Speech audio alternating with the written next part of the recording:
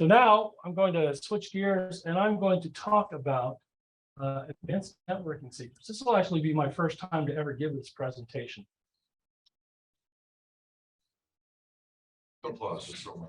Yep. It is. You were the first people to hear this one. So as hopefully you know, my name is Erik Deckers. I have written books on personal branding and social media marketing. Branding Yourself was first published by Pearson imprint in 2010. My co-author and I had just finished working on Twitter marketing for dummies the year before. And I wrote No Bullshit Social Media for that same imprint. A year later, I wrote a novel. It has nothing to do with social media, but I just won't shut the hell up about it. So I put it on there. But that's a political satire and it's humor. So anyway, I pay a lot of attention to networking, not just online, but in person. And in Branding Yourself, I even have a whole chapter on networking and how to do good, effective networking beyond what we do here. When you meet somebody, what do you do? How long have you done it? Do you still have all your fingers? Blah blah blah. And so I tried to incorporate a lot of the information that I have learned into that and put that into Branding Yourself. But a lot of this information I learned from a guy named Tony Salzo in Indianapolis, and he ran a group called Rainmakers, and it was a local networking group.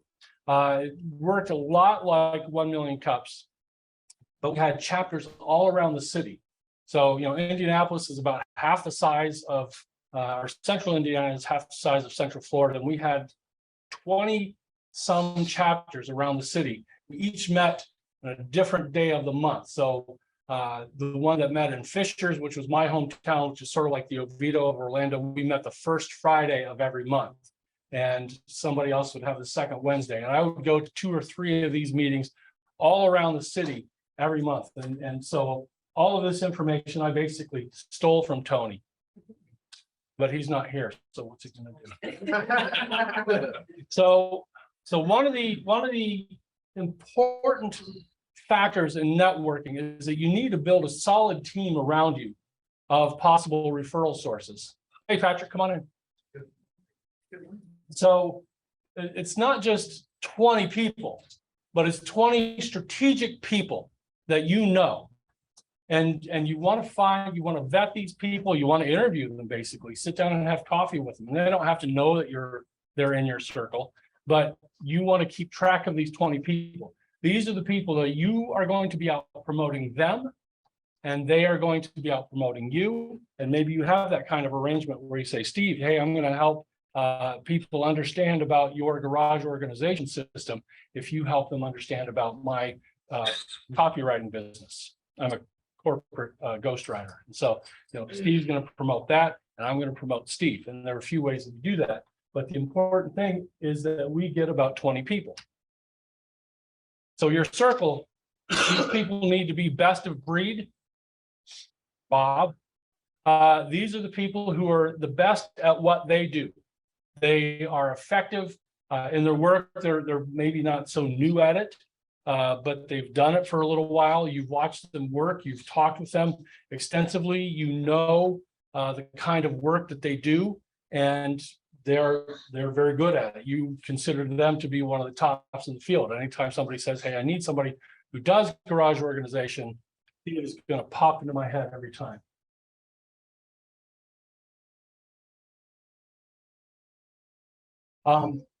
Speaking of best of breed, Tina's here. They should also be top of mind. These are the people who come to your mind every time somebody says, I need somebody who does what you do. I need an occupational therapist. I automatically think of Tammy. I need somebody who is a good mentor to entrepreneurs. I automatically think of Sean, or I think of Jim. And so those people have to be top of mind. They should also be top of mind for other people you talk to. Early on, I sort of built my reputation as a blogger in 2007. I've been blogging for 10 years by that point. And I talked about it so much to people, even though I was doing direct mail, which is one of the reasons I got laid off from doing direct mail, because I was talking about blogging and social media so much. And when people would say, well, I need somebody who does blogging. Who do you know who does blogging? People always thought of me. So I have that best of breed reputation, but I also have that top of mind reputation where everybody thought of me first. And so your 20, those individuals need to be the people that you hear other people mention, the Toms. And then on target, which unfortunately does not spell a name, but they constantly work at what they do. They are not lazy about it. They're always working. They're always thinking of ways to do their work better. And they're at other events like this. You see them, you maybe get sick of seeing them at all the different networking events you're going to, the chamber events and the Orlando Tech and this thing. And so they're all over the place, but you see them constantly and they are always working, talking to other people. They're always out networking with other people. They're having a lot of coffee meetings and things like that with other people. So best of breed, top of mind, and on target. And then you want to start building bridges with these folks. And there are ways that there are 3 ways you can do that. And the first way is just through general introductions, where if somebody, I know a lot of people who they own or work at coffee shops. And if somebody says to me, I need a coffee supplier, I know Peter, and I can make an introduction between Peter and the coffee shop owner. Or I can make an introduction between Jim and a new entrepreneur and send an email. And I say, Jim, meet Katie. Katie is starting up a company that does X, Y, and Z. And Katie, meet Jim. Jim is a mentor to entrepreneurs, and he works with the Blackstone Launchpad. And I think the 2 of you should meet. And that's the important part. I think the 2 of you should meet. I'll leave it to you to set up a time where you can have a phone call, where you can sit down for coffee. I will make introductions like that to people who I would love to see what happens when their brains just get together. And I think something amazing is going to happen. And I've done that for a lot of people where there's no reason that they need to meet other than they're both very smart people. And I think they would do some cool stuff together. I introduced 2 women once. They became best friends. They are still best friends, and they started a podcast. So amazing things can happen when you connect smart people. But that works to your benefit. We'll talk about why in a minute. The second way to build a bridge is with a referral, where if somebody says, hey, I need a coffee source, and I say, well, then you need to talk to Peter. Or I need some help with my personal brand, and I say, you need to talk to Josh. And so I make a referral for that person to Josh or to Peter, and I refer Josh and Peter to that person, again, with an email introduction. But this is different from a regular introduction. This is a referral. Somebody asked me for someone, and I tell them about that person and make the strategic introduction. The third one, and this is where you want your team of 20 really working for you because you're doing this for them, is to make a recommendation, where this is a proactive recommendation, where I go into a coffee shop and I say, hey, you guys sell Kenyan coffee? Would you like to? And I proactively ask that other person, do you want to try something like this? And so the introductions are proactive. The referral is reactive because somebody has asked me, but the recommendation is also proactive because I'm going out and I am soliciting business on behalf of Peter. Just by me doing this, Peter has doubled his sales force. He has 2 people selling for him now, Peter and me. And ideally, this is what you want your 20 people to do. Now, you have 20 people selling for you. On the other hand, you are selling for 20 people.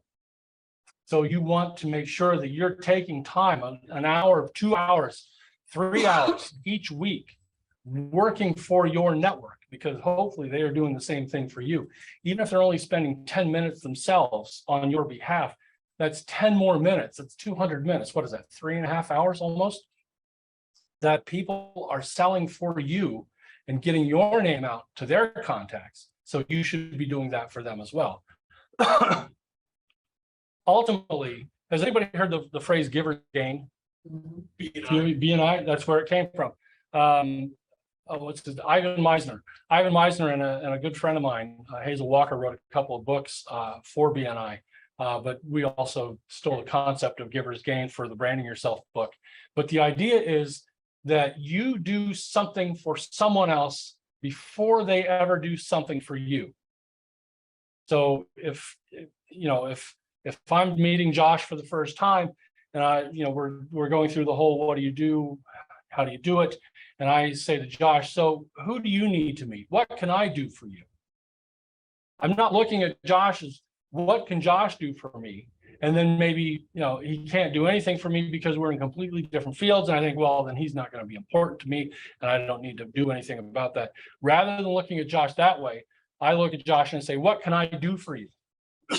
And I go and I do Josh a favor. He says, I really need to meet, somebody who does X. And somebody who does aircraft, airport.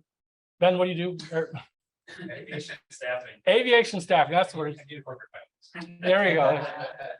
To fly your big jet. But he says, I have a friend who is trying to get a job as a pilot. I need to meet somebody who does that. And I go, oh, I got just the guy. And so I introduced Josh to Ben so they can make that happen. I'm sure Ben can steal one for you. We're real close to a place where you can get a lot of planes. But now here's the trick. Once I do that for Josh, I forget all about it. I don't keep track of that. I don't go back to Josh a year later and say, hey, you owe me a favor. Because Josh doesn't owe me anything. This is the giver's gain. Josh doesn't owe me anything. And if I forget all about it, it will come back to me some way. Josh may do a favor for me directly, but again, I don't expect that. But Josh may do a favor for somebody else and tell them about me. And then that person comes to me for something or offers me something. I've gotten speaking engagements that way, where I helped somebody and they told that person about me, and that person told a conference organizer about me, and they asked me to speak. Like it was three links in the chain before it got back to me. But I gained from that because I gave something, I gained from that, and not as a direct quid pro quo favor. So the more you do this for people, the more you give out your favor, the more you will gain. So if you give more, you gain more. And so that's what giver's gain actually means. The more you give, the more you gain. But just don't expect those favors. Nobody likes that person who counts favors and keeps track of them. That's got to be a bleak existence, because once that person has done that favor for you, they will not do another. So don't count favors, just give it out. Ultimately, these 20 people, and this is why you need 20, because if you only had 16 or 17, then math would be hard and I couldn't do it. So, so we want 20 people, because if you have 20 contacts, ultimately that's going to yield 4 stars for you, four great people who should be in your network. 20% of your circle is going to produce big results for you. 4 stars could ultimately deliver 4 referrals per week. Just a recommendation, a referral, an introduction. They will deliver, each of them will deliver 1 referral per week each month. You're going to get 4 referrals a week. That's going to be 16 referrals a month. You could conceivably close half of that. Your 4 stars could bring you 8 pieces of business each month. Now, what could you do with 8 pieces of business? Depending on who you are and what that is, that could be way too much. That could be a nice little annuity stream. Peter, I'm sure you would love to have 8 new coffee shops or 8 new customers regularly buying coffee from you. For me, 8 customers would actually be too much. I wouldn't be able to handle that all. But, Steve, I'm sure you would love to have 8 new garage installs per month. So just 20% of your circle is going to bring you 80% of your business. The rest of them will probably deliver 4 per month among all of them. Maybe not the same 4 every time, but you're going to get 4 other referrals each month from the remaining 16. And so that's the Pareto principle, or the 80-20 rule. 20% of your network is going to deliver 80% of your results. And in the meanwhile, 80% of your network is going to deliver 20% of your results. This is true of sales. This is true of just about anything. The trick is figuring out who is the 20%? And if we did get rich, if we could turn that into 25-75, it would be amazing. I wouldn't be here. But no, I could be retired, living on a beach somewhere. But Still zoom in, come on. yeah, I'd zoom. I'd miss it. From the beach with your feet together. Exactly. But my point is that you're going to find those 4 stars and you're going to have to nurture those people. And those are going to be the people that you work the hardest for. Now, this whole process is going to take several months to build this team. You're not going to just pull out 20 names out of your contact list and say, you're the 20, this is it. You're going to meet somebody and you're going to start interviewing them. You're going to talk to them. You're going to get to know them. And it may be a few weeks of this kind of nurturing, but you will get to know that person and say, yep, you're on the list. And so, you can do these concurrently. You don't have to go one at a time. That's a few years then. But, have the coffee meetings with people, have the phone calls with people, take them to lunch, get to know them. That's how you're going to build your network. That's step 1. We just covered step 1. Step 2, and this is the other important part, is you want to be ultra strategic about where you get those people. And so, for example, we're going to go with a bookkeeper. We're going to talk about the buddy up system, and we're going to look at it through the eyes of a bookkeeper. Did you know bookkeeper, I think, is the only word in the English language that has 3 double letters in a row? Could be. So for our bookkeeper, let's say our bookkeeper has a particular niche, and this is critical for all of you to have a niche about what you want to do. Everybody is not your customer, right? That's a bad audience to try to go after, because everybody doesn't have the same goals and ideas and needs that your ideal customer does. Peter, your ideal customer is going to be who? A roaster. A roaster? Coffee shop? Yes. Coffee snobs, right? Not the average person who thinks Folgers is pretty good. You're not going to convince that person. You might educate them, but that's not the person you want to spend all the time on, because you could spend days trying to convince one person to buy 1 pound of coffee, and they may not come back because your coffee's a little pricier than most, right? I mean, I can go into Publix and get a bag of Starbucks for $8, right? Peter's is nearly double. It's worth it, but not everybody is going to think that. So everybody is not a good customer. So Peter needs a particular type of person. Lanny, you deal with people who have retired, and you're still doing wealth management for retired people, right? Mostly business owners, Oh, there you go. business decision makers, rather. Okay, but again, people with money, people of a certain age, not everybody. So Lanny has a niche. So we should all have a niche in what we're doing. And so our bookkeeper, let's say she only focuses on law offices, only does bookkeeping for law firms. Not everybody, not every business, because the requirements are not the same.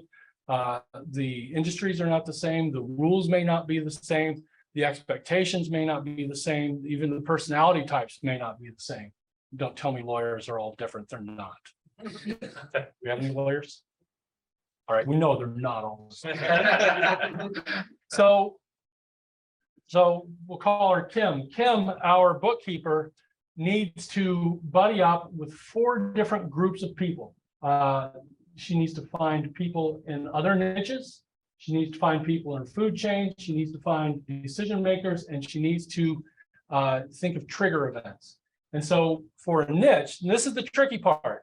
This is why having a niche happens, and this kind of runs counterintuitive to what you've been told about networking in the past. Kim needs to work with other bookkeepers. She needs to work with bookkeepers who specialize in restaurants. VDoc is a veterinary doctor, optometrist, and chiropractor. So anybody in that medical service, a bookkeeper who works for manufacturers, and a bookkeeper who works for general contractors. Those are her bookkeeping buddies that she goes to lunch with, and they talk shit about graphic designers. And these are some of the people who, when she gets a call from Asian street hawkers, is that right? Close. Asian street fair. Hawkers Street, whatever. From Ken, from somebody who is Ken's bookkeeper, or I'm sorry, she gets a call from Ken and says, I need a bookkeeper. And Kim says, I'm sorry, I don't do restaurants, but I have a friend who is a great restaurant bookkeeper. And so again, because this is one of Kim's 20, she is selling for her friend Jim, who is the restaurant bookkeeper genius. She introduces Ken and Jim, and now Jim has gotten somebody working in his corner. And Jim's going to do the same kind of thing for Kim and keep an eye out for law offices who call him. And he says, I don't do that. Kim does. So this is why you want to have a specific niche, because you can find that the people who are also in your field, but have a different specialty niche that they work on, you are going to be some of the best referral sources for each other. So again, the same thing with the doctor's office, the manufacturers, the general contractor. The next one is in the food chain. Who gets hired at roughly the same time as a bookkeeper? Or who gets referrals roughly at the same time as the bookkeeper? Somebody who is an accountant, maybe a freelance accountant or a full-time accountant.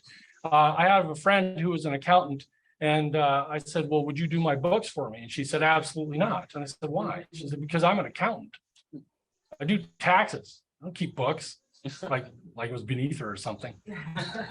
But she said, I will take care of your tax stuff, and you need a bookkeeper to take care of your books on a regular, ongoing basis.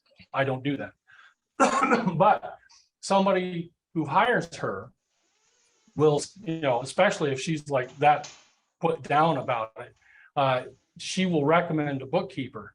And so that's somebody that our bookkeeper needs to know. HR consultants, payroll services, not all payroll services will do bookkeeping for you, but they can recommend somebody.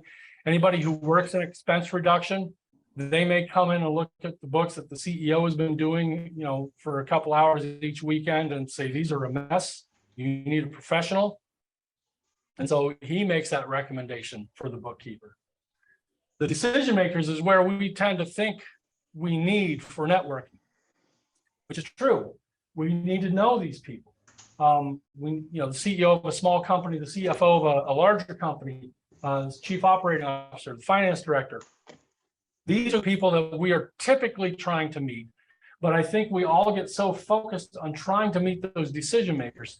I want to meet creative service directors and marketing directors at larger companies. That's who I want to meet typically.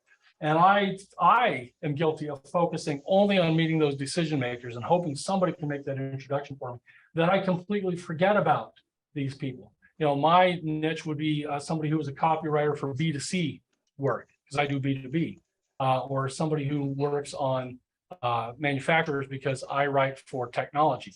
And so things like that, or, a web service company would be in my food chain. And so instead of trying to meet that CMO, I can focus on these other two groups instead. Finally, our bookkeeper is looking for trigger event. What is happening for a particular company that they suddenly realize, oh, I need a bookkeeper.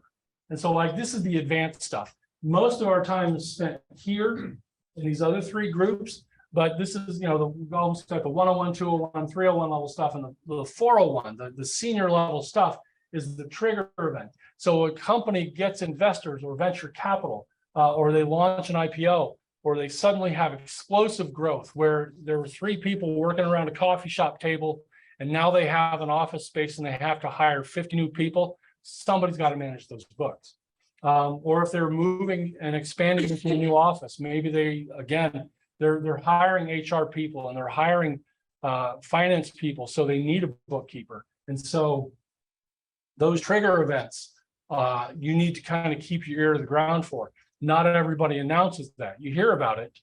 I know a guy who knows a guy who said their company is booming. They got a $3 million infusion of cash. And so now they're looking to expand and move into a new office. And Kim goes, oh, I need to talk to that person. So you want to keep your ear out for that. Those happen less.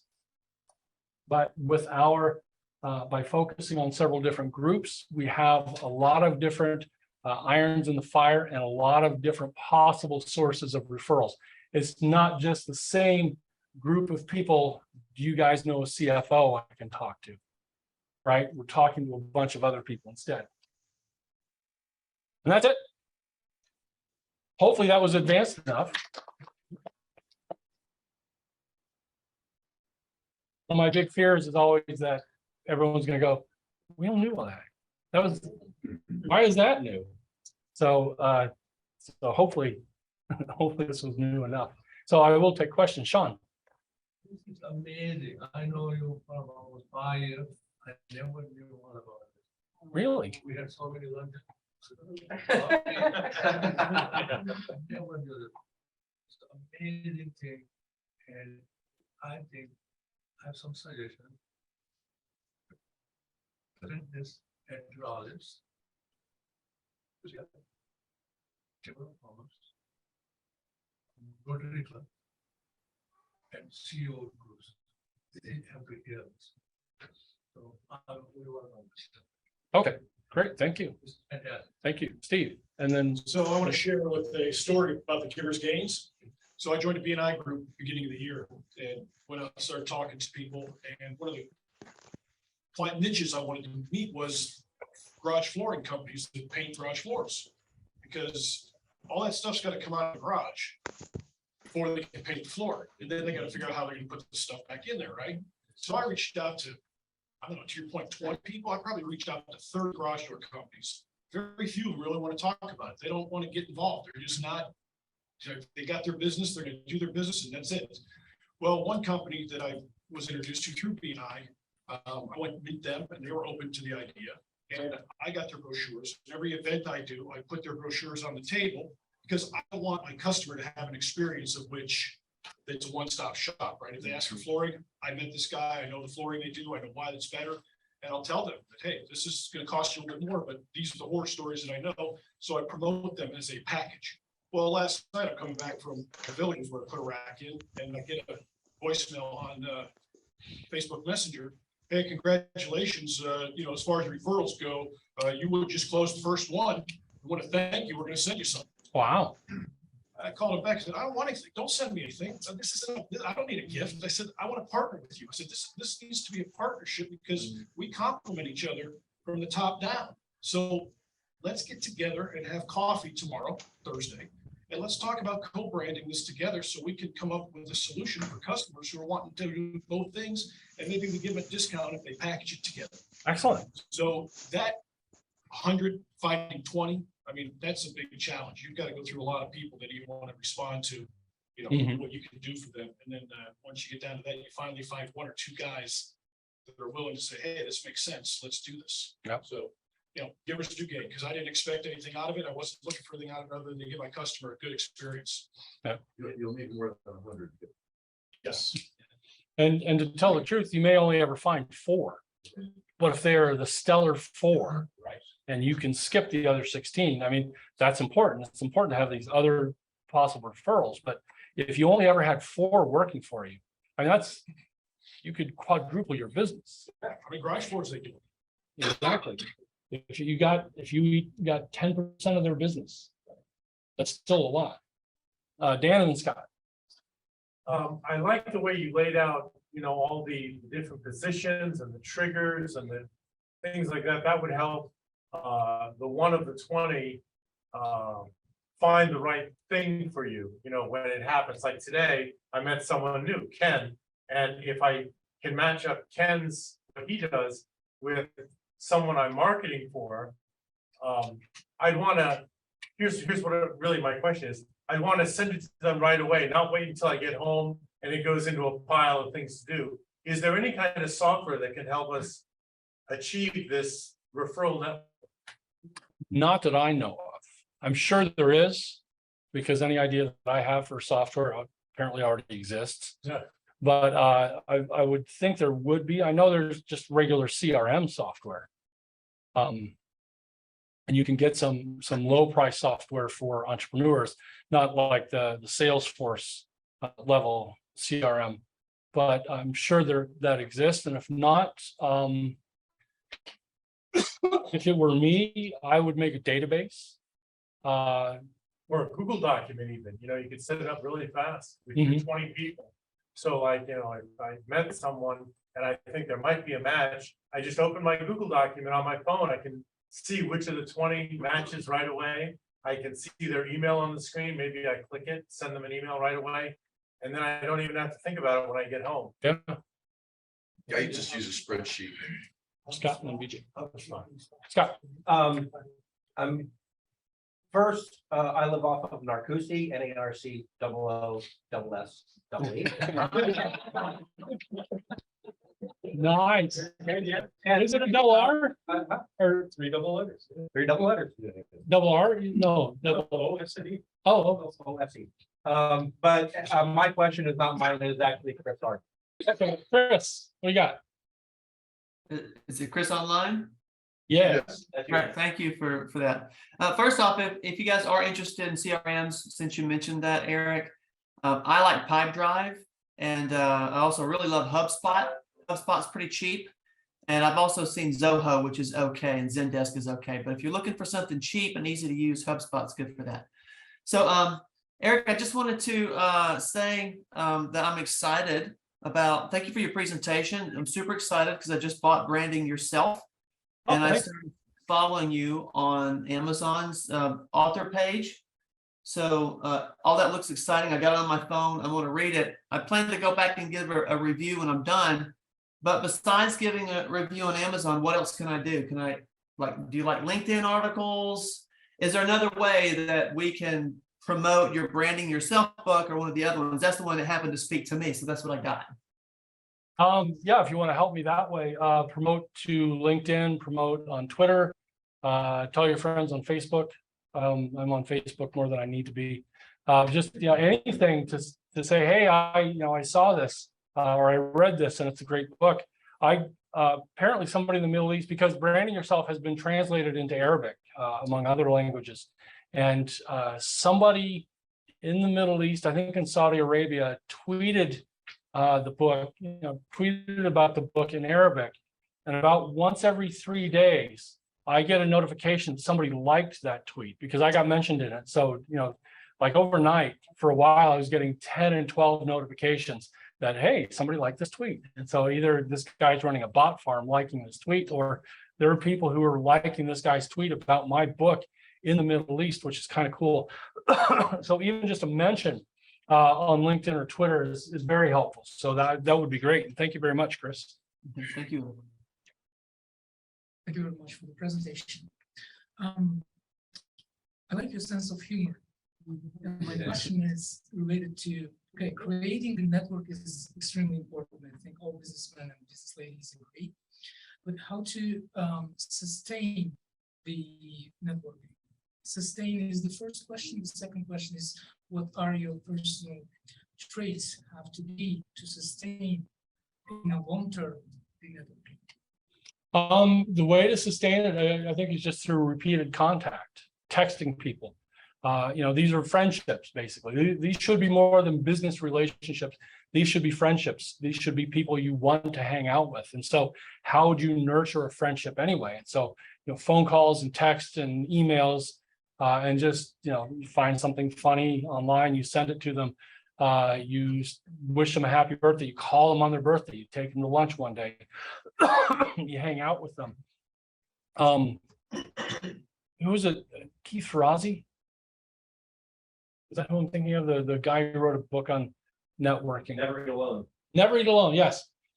He would host these dinners where he'd invite 7 other interesting people to come to his house for dinner. And they would just sit and talk about whatever. And there was no agenda. It wasn't even a business dinner. It was just, let's talk about interesting, smart things. And so they would do that. And so you could kind of do that with a lunch, have 3 or 4 of your contacts come for lunch and they get to meet each other. But you just talk about different things and, and just see what can kind of bubble up out of that. So that's another way. As far as personality traits, we talk a lot in personal branding and in sales about people buy from people they like and they trust. And that, I think, should be the criteria. So, whatever their personality is, if you like them and you trust them, if they match you in your humor, your likes and dislikes, maybe not likes and dislikes, but kind of, would you get along in a non-business sense? Would you hang out together? Would you meet for lunch once a month with this person? And if you can say yes, then that's the kind of person you want to work with. If it's somebody who irritates you, even though they are best of breed and top of mind, if they irritate you, probably not a good fit. Jim. Can I just add on to about the giver's gain thing as well, and what you're talking about? I found that when I sit down and do one-on-ones with people to get to know them, you should go into that meeting with the intention, listening to what they're doing, really understanding their business, but giving referrals or making a strategic alliance partnership for that. Because that, number one, it shows you're serious about improving your business. It shows that you're serious about, wanting to give and do what you're doing, but it will help fast track that relationship as well. And then just, maybe drop an email back or, a text or whatever, just shoot them back and say, hey, thanks, I really appreciate it. Or if you can get an address or something from them, send them a handwritten note. Nobody does that anymore. Just a generic card, it's not your business card, and it's just a, hey, thank you so much, I really appreciate it, and I'm looking forward to working with you. And I find that is extremely effective. To take that one step further, I own 2 old typewriters. One's about 70 years old and the other is 90 years old. And I will send a hand typed note. And that really, in fact, Lanny, I sent one to Lanny and his wife a few years ago, and Monica called me a few days later and said, we'd never gotten a typewritten note. It's on our refrigerator. I said, that's kind of cool. And I realized how powerful that is, because nobody gets typewritten notes. I mean, handwritten notes, nobody gets those, but really nobody gets a typewritten note.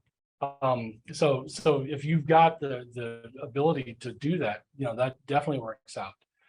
The other, to kind of play off of what you were saying with going into a meeting with the intention of giving, it's fun to watch 2 giver's gain practitioners meet for the first time, because it's a race to ask, what can I do for you? It's like they want to be the first to ask. Exactly. And so to watch that happen is kind of fun. Denny and then Sean. As you get older, you start to understand it's not so much what you know, it's who you know.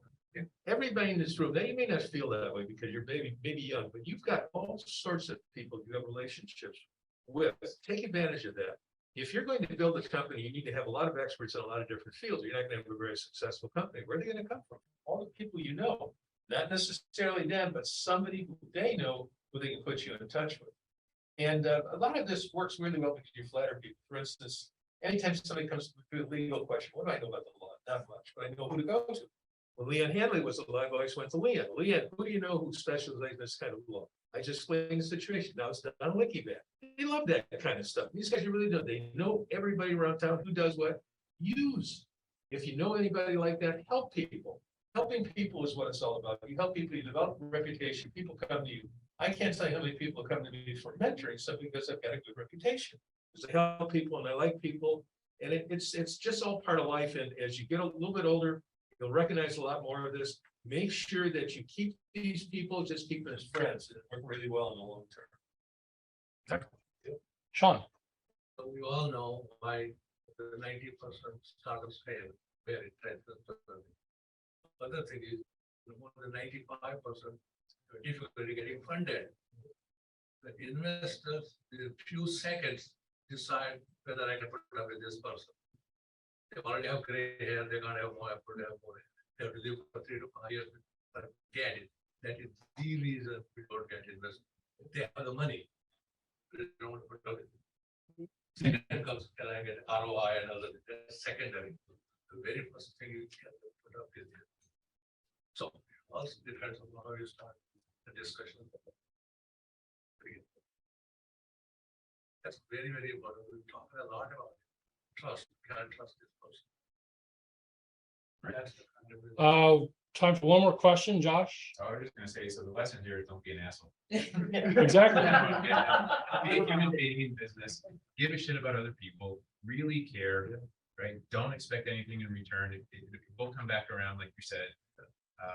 But just do the right thing because it's right. This should not be very difficult, but in our society, we've made it incredibly difficult. You would think we don't have to tell people that.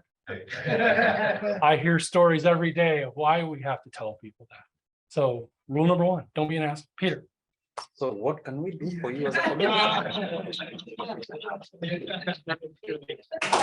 Thank you. Well, I'm always looking to meet web designers because web designers are hired to build the website and the customer goes, well, where's my text? And they say, well, you didn't hire us to write text. So web designers, chief marketing officers and marketing directors.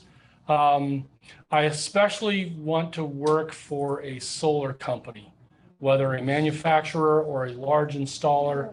I'm fascinated by solar and alternative energy and would love to write for some kind of solar company. I think it's fascinating. So if you know anybody who can do that, I would love to hear from I know those people. somebody, what do I say to them that's gonna bring them value when I call this guy and say, hey, Richard, I've got a guy who wants to work with you and help you promote your website, help you drive business. So what I do is basically I ghostwrite blog articles for the company on behalf of the company on their website. That helps them improve their search engine ranking and helps them establish their expertise in their field. And so if that's what they need, that's what I can do. Got a guy. Excellent, thank The you. best thing you do is say, trust me, talk to this guy. Exactly. Yeah, we can think about it. I mean, first, but Are there two presenters next week or just one? There are two. Okay. Next week, we're going to hear from Jeff Nischwitz of Corex Legal and Chris Leggett from the Central Florida International Trade Office. We were both, Chris and I are supposed to talk last week, but something happened that it all fell apart. So Chris is going to speak next week from the Florida International Trade Office, and then Jeff from Corex Legal. So until then, if you were online, download the chat, join us on meetup.com. And be sure to connect with somebody that you met here today. This is how we build a community, is you reach out, you meet with people, you deepen those relationships, and that's where we build our 20. Josh. And just a friendly reminder, in business, shy equals broke, less shy equals less broke. So don't be the best kept secret in business, apply to present, so we can get you up there and do just what Erik did today. All right. Thank you very much.